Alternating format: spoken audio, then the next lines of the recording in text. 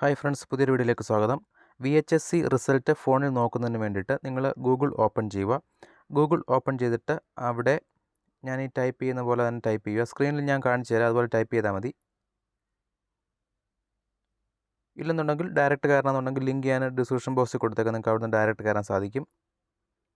result.kerala.nic.in ഇത് type ചെയ്യുക. ഇത് ടൈപ്പ് ചെയ്തിട്ട് സെർച്ച് കൊടുക്കുക. സെർച്ച് കൊടുക്കുമ്പോൾ ആദ്യം വരുന്ന ലിങ്കിൽ തന്നെ ഡയറക്റ്റ് ക്ലിക്ക് ചെയ്യുക.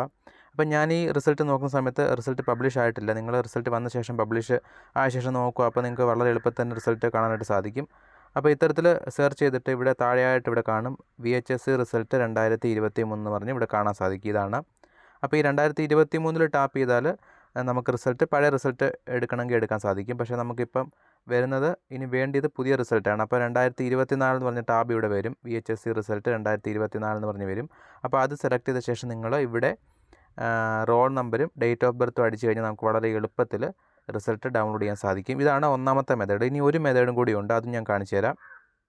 അതിന് വേണ്ടിയിട്ട് നിങ്ങൾ വീണ്ടും ഗൂഗിൾ ഓപ്പൺ ചെയ്യുക. ഗൂഗിൾ ഓപ്പൺ ചെയ്ത ശേഷം അവിടെ ഗൂഗിളിൽ നിങ്ങൾ ചെയ്യേണ്ടത് result.kite.kerala.gov.in ഇത് ഞാൻ സ്ക്രീനിൽ കാണിച്ചു തരാം. ഇതിൻ്റെ രണ്ടിൻ്റെ ലിങ്ക് ഞാൻ ഡിസ്ക്രിപ്ഷൻ ബോക്സിൽ കൊടുത്തേക്കാം. നിങ്ങൾക്ക് അവിടെ നിന്ന് ഡയറക്റ്റ് ആ സൈറ്റിൽ കയറാൻ സാധിക്കും. ഇവിടെ സെർച്ച് ചെയ്ത് കഴിഞ്ഞാൽ ഇവിടെ ആദ്യം തന്നെ വരും. ഇത് സെലക്ട് ചെയ്യുക. സെലക്ട് ചെയ്ത് കഴിഞ്ഞാൽ ഇവിടെ കാണാൻ സാധിക്കും VHSC റിസൾട്ട് 2024 പബ്ലിഷ് ആവുന്ന ഇന്ന് 4 മണിക്കേ ഉള്ളൂ. പബ്ലിഷ് ആയ ശേഷം മാത്രം റിസൾട്ട് നോക്കാൻ സാധിക്കത്തുള്ളൂ. ഇവിടെ SSLC റിസൾട്ട് പബ്ലിഷ് ആയിട്ടുണ്ട് താഴെ.